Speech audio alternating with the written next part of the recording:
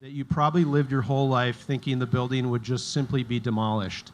When I was a kid and my dad would take me down to Nemo's, which is the famous bar near the old Tiger Stadium. Shout out to Nemo's. Not a sponsor, by the way, but still shout out. Hashtag Nemo's if you're on social. That experience for me was really, my dad would say, I wonder when someone is going to get the investment dollars to destroy the building, to demolish the building. And what I didn't think would happen is somebody would go one step further and they would actually invest and save the building. So really, for what Ford Motor Company has done, and a lot of the people on stage here, is just a really inspiring thing. So I want to give everybody else who doesn't know about Michigan Central the opportunity to learn about it. And so we're going to play this quick 60-second video.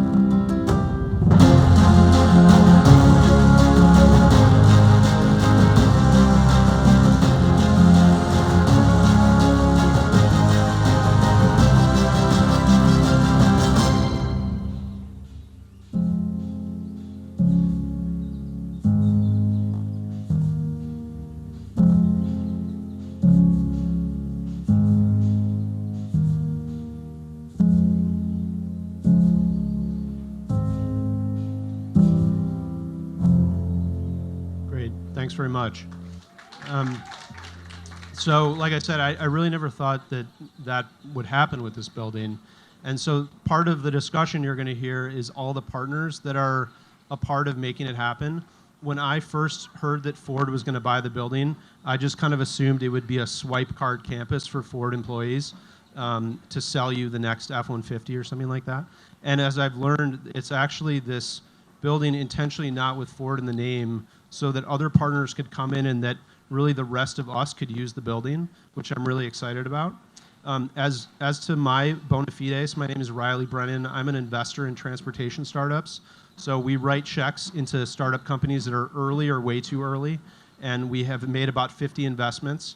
Our fund is based in San Francisco, and I'm basically here because I have a obviously personal connection to the train station. I think we have a mic problem. I think my flow is just too much for this mic, so we're gonna swap it out here.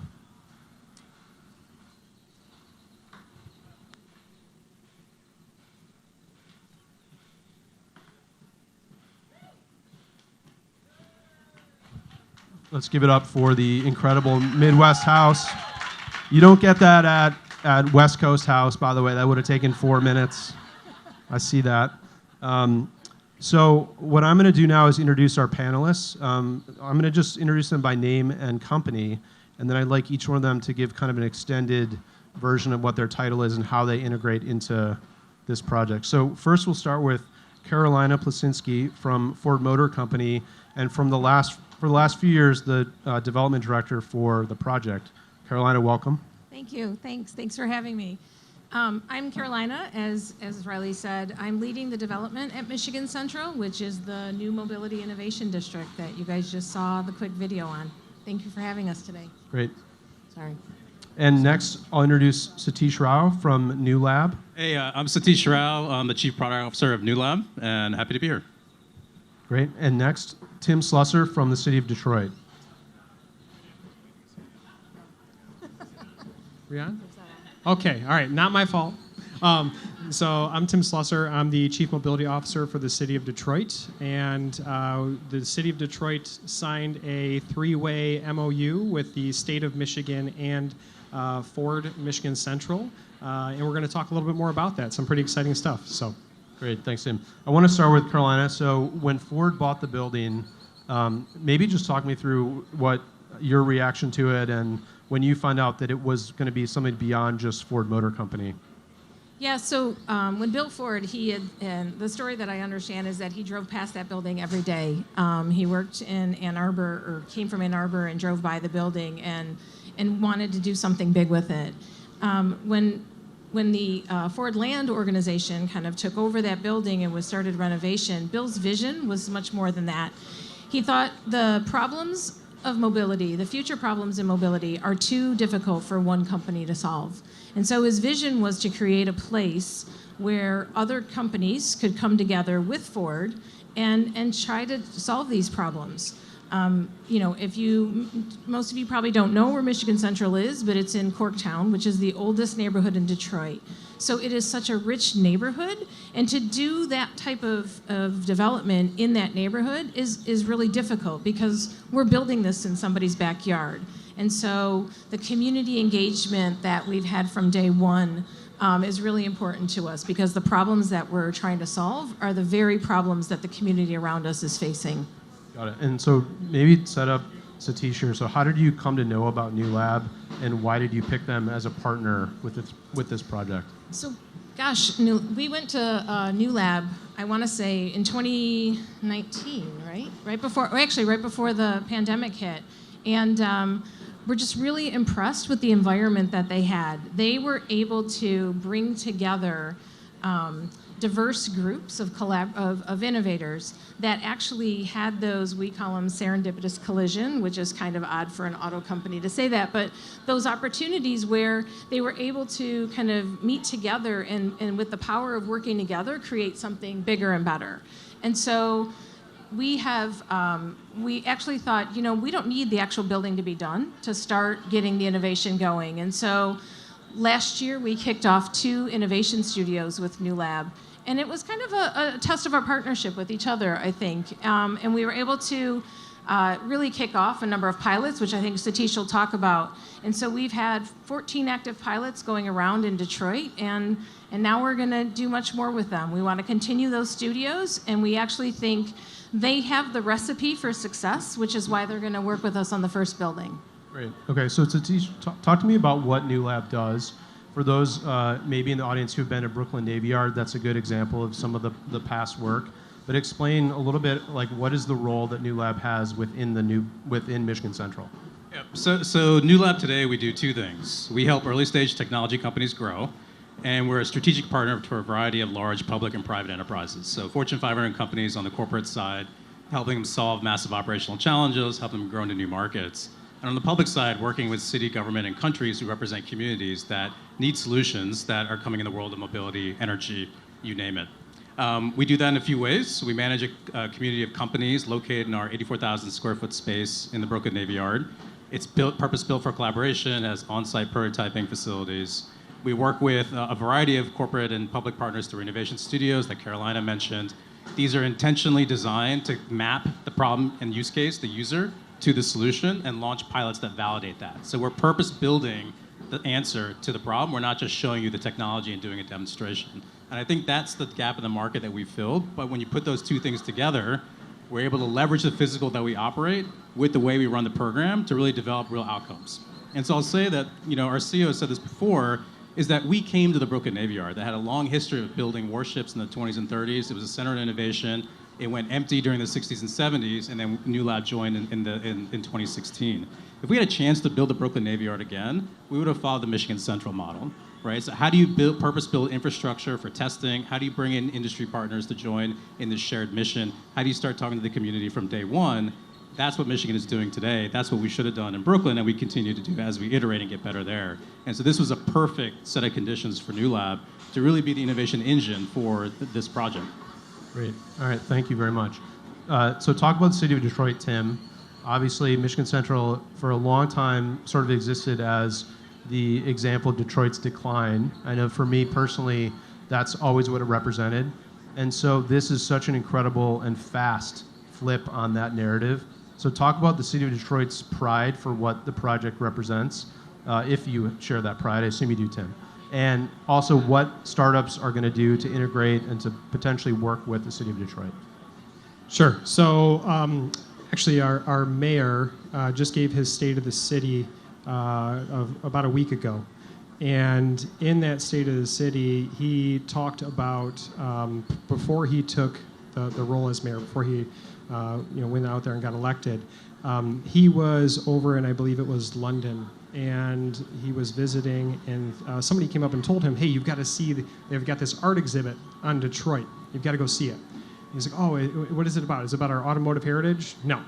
Oh, what is it about? Is it about our sports teams, or listing off all these things? No. And so he went and saw it, and his first reaction was frustration. Because it was an art exhibit on the ruin porn of the city of Detroit. And so he made it his mission when he became mayor there were 12 major buildings that were part of this exhibit. He made it his mission to completely remove or remodel all 12 of those buildings. And so I can say that Michigan Central is one of those buildings. And the pride is in the fact that we have shown the world that we can, I'm using these words because this is what other people have used, but rise from the ashes, okay? If you come to the city of Detroit, you will not hear anybody talking about rising from the ashes, all right? We have always been a very strong community. We've always been very resilient. We've never viewed ourselves as out, right? We've always been down but not out. So there's an immense sense of pride in what this building symbolizes for us in the city. And actually at the announcement of our partnership for this, the mayor said, he previously thought that the greatest thing that Bill Ford could do was to help relocate the Detroit Lions back to the city of Detroit.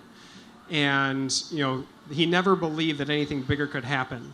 But when Bill Ford called him to talk about this opportunity, he immediately realized this is going to be the biggest thing that you've ever done, that Ford has ever done for the city of Detroit. I truly believe that to be the case. When I look at the vision that we share for what this can be, it's going to be something incredibly special. And I'm really excited to talk a little bit more about that. But how the city of Detroit fits into this at a very high level before we dig into the details, with the future conversation here, is any of these mobility technologies that you look at that are out here today. You see scooters running around, you see autonomous vehicles out there. Every single one of these has to have local support, okay? There are a number of examples of companies trying to deploy these solutions in communities and saying, well, you don't have a rule or regulation that says I can't do it, so I'm just going to assume I can. And then that community says, okay, here's the loophole where I can remove your technology from my roadway. And it's not a collaborative process, which is what we want. We want that collaboration, right, for the benefit of all. So the city of Detroit, in this case, signed this MOU with the state, with Ford, because we believe in the need for that collaboration to address these challenges and to provide these solutions, not only in the city of Detroit, but provide the model so that those solutions can also be deployed elsewhere. So I'll stop there and allow the conversation to answer the rest of it. Got it. And Satish, I'd love for you to just kind of walk us through, if there are 14 pilots going on right now, and when the building opens up later this year, more startups will come in. And startups need different things. So how do you kind of air traffic control all the needs of startups? Some might need to work with the city. Some, frankly, might not. So talk to me how you at Newlab do that. Yeah, totally. And certainly applying the model that we've developed in Brooklyn to Michigan, as we've already been doing for the last couple of years. So we do have 3 of the pilots here, Autofleet, EV Passport, and Lesaville are here in the back, and we'll be showing some of their demos today. And so there's 2 ways we help them. So the bespoke way, I think, is quite natural. So if you have a membership of 200 plus companies, soon to be much more in Michigan, how do you help them on a one-to-one basis? So how do you help them find investment? How do you make those connections to certain corporate partners? How do you give them the insights that we've learned in certain industries, such as the community feedback or just our knowledge around mobility, energy, whatever that may be? Then on the studio side, this is much more of an intentional path, right? So when we approach an Autofleet or an EV Passport, we've already spent the time downloading from the community or from the corporate partner what the requirements are. So we understand the problem space in a much different way, and we can give that design to the startup. And this is exactly what's missing as they're trying to build a company. And so we're effectively shrinking the enterprise sales cycle for them. We're shrinking the path to an outcome. And we're also clearing the noise for the large partner that's ultimately going to integrate that technology. And so that's what these pilots are about. It might look like we're demonstrating technology. We're also proving the utility. We're proving a business model. And we're letting the city or the partner understand what this might look like at scale. The worst thing that happens is that's just good data. the best thing that happens is something much more. And that's what we really aim, and we're starting to see some of that traction today already with the pilots we conducted in Michigan. That's super interesting, particularly because startups often have technology that hasn't yet found a problem. So if you come to them with a bunch of available problems, that's a really interesting kind of way to do it. I'd love to talk about the various funding models that exist. I know there's the Michigan Mobility Funding Program. Newlab has funding. I bet your intent is that other VCs have an office there. I would love to have an office there. If Carolina will just allow my background check to go through, I'd love to have an office there in the future. So just talk about the capital side of it. Maybe Carolina, you can start us off. Yeah, so I think we know that's a necessary component of it. I think it's about timing, right? I think we have to get that building open. We have to get people there. And then I think we have to make sure that the resources are there. I know Newlab has an investment area. We will have a landing spot to bring the VCs in, but we're just not there in the process yet to have all of that available. But Satish, maybe you want to talk about your guys' investment arm. Yeah, totally. And so I think raising a fund or working with a strategic partner who are funds, I think that's an aspiration for Newlab. But in the interim, we started our version of a syndication program. And so we have a list of about 1,000 angel investors, and these are individual accredited investors, family offices, really opening up the access to a lot of people to get into deals that are traditionally only available to VCs. And so we call for capital. We usually invest between $250K to $1 million, pre-seed to Series A, and it's Newlab that's on the cap table. So from the startup perspective, you're getting a strategic investor in Newlab, and from the investors that are in that syndicate, they can write checks, small checks from $5,000 to $50,000 to $500,000, and it gives them access to something that otherwise you traditionally wouldn't have access to. It's been a great success. We made about 10 investments last year, looking to double that this year, and we definitely want to bring that program to Michigan. And I think the one thing that we are working through is we have created a construct called a founding member. We have about 5 to 6 corporate partners in the pipeline that we're bringing to Michigan Central. And so, as I mentioned, we'll have this landing spot. But the reason everybody's interested is because they want that front row seat to innovation. So these large corporations that we know will sit in the train station, that will be around the startups, will have demo days for them to review it. That's that opportunity for them. But I'll say one thing, that no matter what the model is, the need for capital will be created. Yeah. And I think we're doing our job if we create a moment where there needs to be an investment. So I don't, we have a lot of answers, but the capital is something that we certainly need to bring to bear. Yeah. When I graduated from University of Michigan about 20 years ago, I think a lot of people didn't necessarily think entrepreneurship was something that the majority of the graduates did. So a lot of people are going into consulting and other sort of soul-sucking career paths like that. And nowadays, frankly, most students want to be entrepreneurs. So the interesting part, particularly in Michigan, is that there's not necessarily an entrepreneurship problem in Michigan. There's a ton of people who want to start companies. The problems are really around finance. So one of my sort of arguments is always that I wish more people in Michigan made investments in Michigan companies. And I wish more of those Michigan companies built out maybe their first or second office in the state. And so I'm really kind of fascinated, not just because I'm an investor, but what other investors, how they come to Michigan Central and really start to plan more of their investments from the startups that are working here. So I'm just selfishly really excited about that. I'd love to talk with Tim next about how does a startup interface with the city of Detroit. When I think about going to a city to say, hey, I'd like your permission to do something that you've never heard of before, because startups are often things that no one's ever heard of. How do you even intake that process? Can you share your email address with us? Tim, how do we even talk to you? So as a public servant, my email is public, so you can look me up pretty easily. But no, I think the way that I like to answer this question is around, what's the real pain point for a startup when they're trying to interact with the city, right? And I believe that answer is, if you want to, we're talking about mobility here, right? A lot of these technologies, they're going in the right of way, right? If you want to go in the right of way, you need a permit, right? And so historically what has happened is companies will come in, they'll try and interact with the city, and they take months and months to get a response. They go through processes that they don't understand because they're a startup, right? They don't have a whole team dedicated to figure out how to navigate bureaucracy.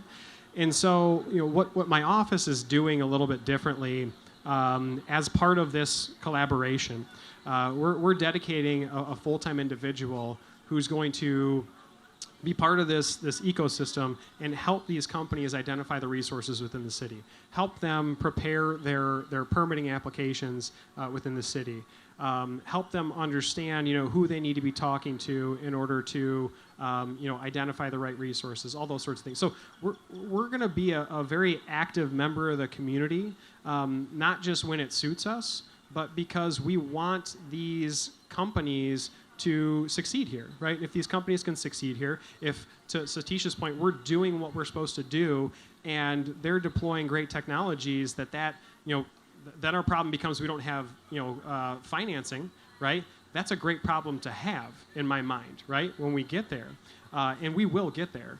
And so then that just, brings the next link in the chain into the picture. So we're going to be really, co-located in this atmosphere, right?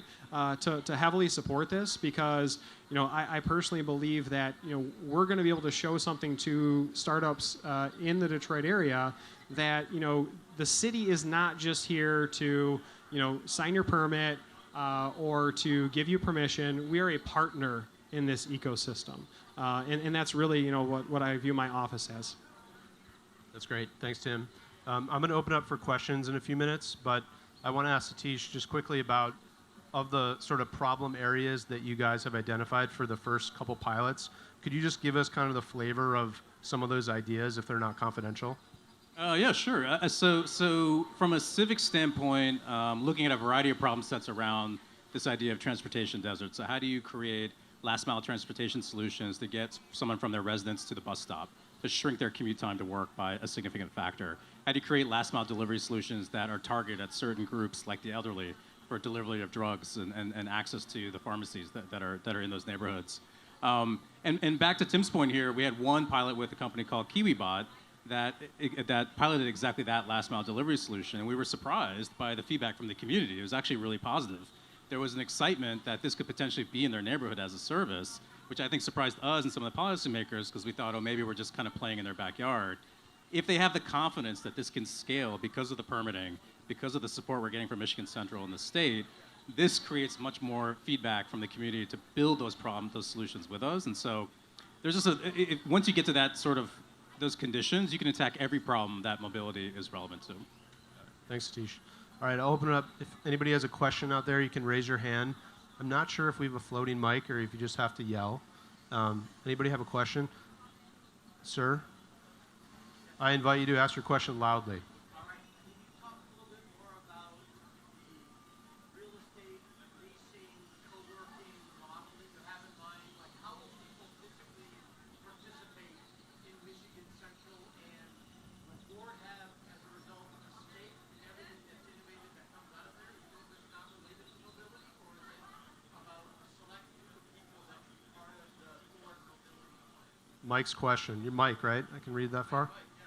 All right. His question was about how do we actually go in and use the space? So what's the deal with, is it co-working, is it leasing? And then does Ford have a say or a economic teeth in any of the stuff that comes out of there? So maybe that's a question for both Carolina and Satish. Let's start with you, Carolina. Yeah, so we're committed to bring down 5,000 jobs. That was our community benefits ordinance with the city of Detroit. And so half of those will be Ford employees, but they'll be spread across 4 buildings. The other half will be all new jobs. So Ford, the model for the first building, which is the old former book depository, that is will be a membership model. It'll be just like Newlab does. It'll have the amenities in place that a startup needs. And so it'll be a tiered membership available for folks to be able to plug in. The train station will be more of a traditional lease. And then our third building, which we don't have built yet, will be something similar. And so Ford will not have a stake, and Ford will be a member. So in the first building, let me just say that there'll be about 100 Ford employees. The rest will be all from other companies. We will not have a stake in anything that comes out of Michigan Central. We'll have the opportunity to invest in it. We'll have the opportunity in that front row seat, like all of the other partners down there.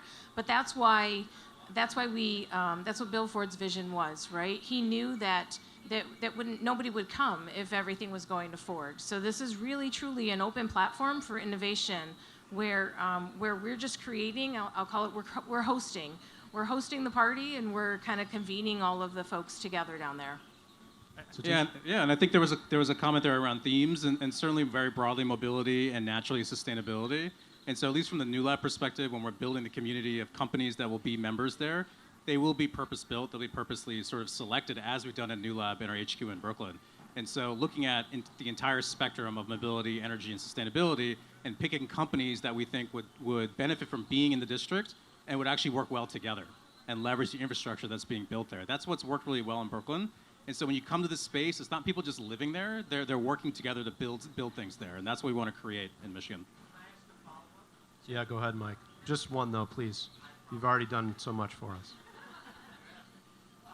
How will you open up that conversation to include the opportunity for innovation that's relevant to Detroit, but maybe not be something that Newlab understands yet? So Mike's follow-up was, how do you know if somebody brings an idea which is not yet identified by Newlab, but is identified by the community? How do you do that? And then do you have a plan for that?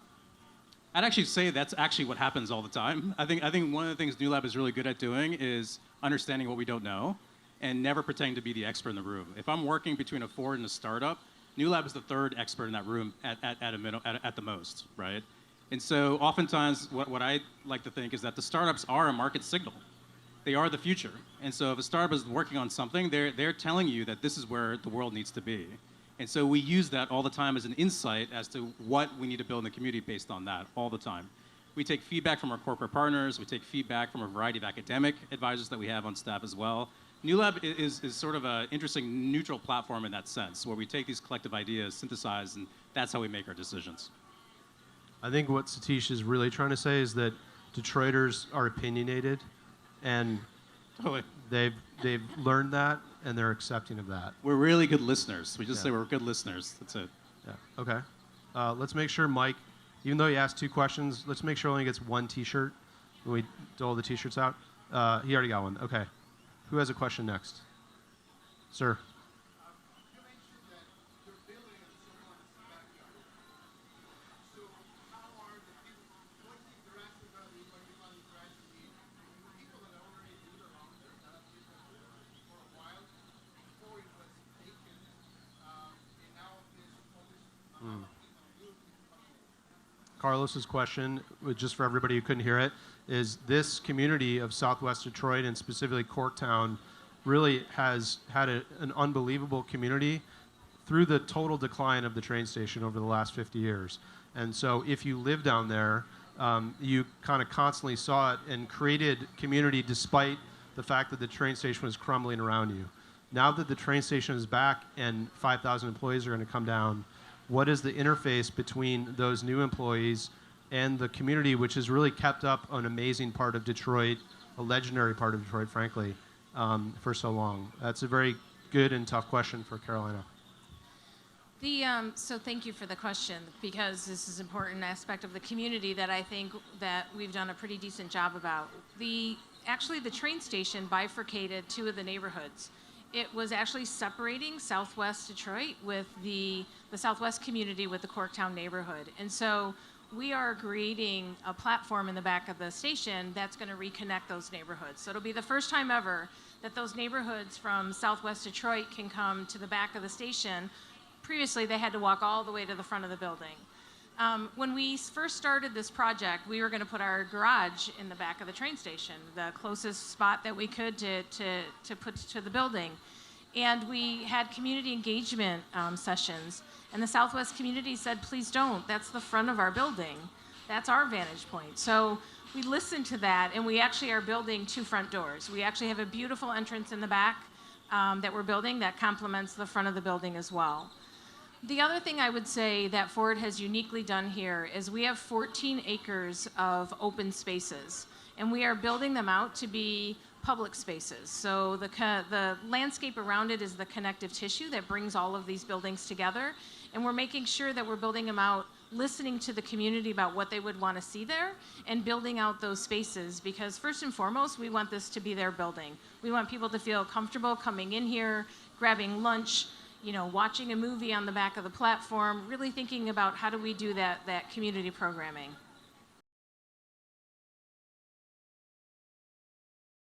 Okay, so the question is, there's going to be a lot of mobility ideas that happen. What can Michigan Central do to help those mobility startups and ideas connect with other components of the Detroit community which aren't necessarily by their nature mobility? So maybe you'll start with Satish on that, and then Carolina. So absolutely, and I think it's part of the model that's worked at Newlab in Brooklyn as well, is when we take this sort of Noah's Ark approach to building the community, we have a little bit of each kind of company. We've actually seen some really interesting organic collaboration happen as a result of that led to real business outcomes. So Jump Bike is a famous example for us that was acquired by Uber. There's actually 2 other Newlab companies that have technologies in that final product. It was because of the fact they were in the same facility together. And we see that happen all the time at Newlab. I think we can do that in a more purposeful way in Michigan, especially if you're working within certain themes. And so there's 2 things I'll say to that. One, for sure, the community will continue to grow and we'll organically create those collaborations within the building. We'll build the prototyping and on-site infrastructure to be able to support all sorts of testing so mobility startup can expand. But I think the broader goal is really creating a global R&D center that's based in Michigan Central. So you come to Detroit to solve a massive mobility challenge, then you take it and scale it back to where your backyard is. And I think if you're a startup, that's the value in coming to Michigan Central, is that you build there, you prove it there, and you scale it everywhere else. Well, Carolina, anything to add? Yeah, just one thing. I think when we think about our focus areas of within mobility, we talk about intersections. And so we think about what are the other industries that intersect what are the other industries that intersect with mobility? So how does mobility intersect with health insurance? How does it intersect with art? How does it intersect with food?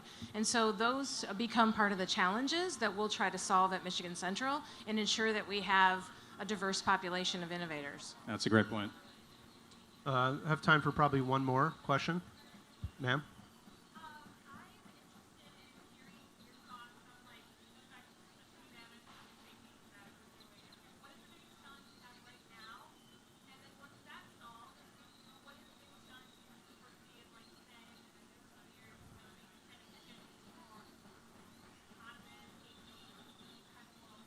Great.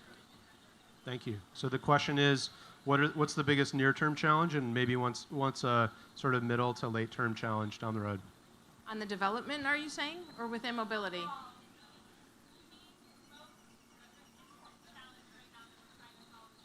I think, I'll say 2 things that really, when I think about Detroit, and I'm gonna put myself in Detroit because I think there's a lot of cities that have the same issues we do. I think it's about access to transportation, and I think it's about equity. And I think if we have that lens with everything we do, regardless of the time frame, we're going to actually be successful. I'll let you Yeah, go. totally. And so I agree with that 100%. I think the way I look at the theme of mobility is it's this massive transition that needs to happen, both from a community perspective and an industry perspective, to get to some goal. And this is a multi-year roadmap. I believe there are some near-term wins with existing technology today that can be specified to certain groups within Corktown and the neighborhoods around that. But I think these steps need to lead to sort of these broader goals of how do you create a seamless movement of goods, how do you eliminate transportation deserts completely, how do you do this in a way that's sustainable and that's equitable as well. And so for me, the focus will be getting those near-term wins now, because I think there is solutions out there that can be deployed and used today while we're pushing through this much bigger transition that's happening. And Tim, what about you? What are some of the near-term challenges you see? So I think that there's 2 challenges that I don't know which one you have to solve first, to be honest with you. But number one is the community acceptance. All right, you're coming in, and we're completely changing the paradigm within this community and the things that we want to do. We believe in a good way. But if you don't approach the community the right way and help them understand what this journey means for them, then you can lose the community, right? And so I know that Ford and the city have spent a lot of time working with our community that surrounds this project to get their acceptance and to help them understand this path forward and to help them understand the opportunity that it presents to them. The other thing is, we're talking about piloting a lot of technologies and trying to accelerate innovation. That's all really good unless all you're doing is piloting the technology, right? So at some point, the world needs to focus on the business models that make these technologies and the solutions sustainable from a financial standpoint, right? And so I think one of the things that if we can solve and really build the right mousetrap to address the financial sustainability, and that is at the core of everything that all the conversations we're collectively having, even over lunch today. How do we address that so that this doesn't just become a one-off solution that's here for 6 months? We want this to be a solution that provides long-term value to these communities, that proves out the business model, and then that can be used to scale, right? So that's good for everybody. It addresses so many different challenges and so many different gaps within the mobility ecosystem right now. So I think that those are two major challenges. Thanks very much, Tim. I want to make sure we just do a couple of quick notes before we wrap up, that all of our great question askers receive a t-shirt. If you have other questions that we didn't get to, I'd invite you to come and find the panelists. I want to thank the great team at Midwest House, just a fantastic team and facility who do such a great job. Also want to thank our brothers and sisters at Lafayette American, some of the team behind the scenes here that have helped to organize this. I want to thank the bartender at Nemo's Bar tonight, who's probably just put in a hard shift, and let's just celebrate that person. And Corktown. And finally, just a quick round of applause for our great panelists and Michigan Central overall. Thank you for being here.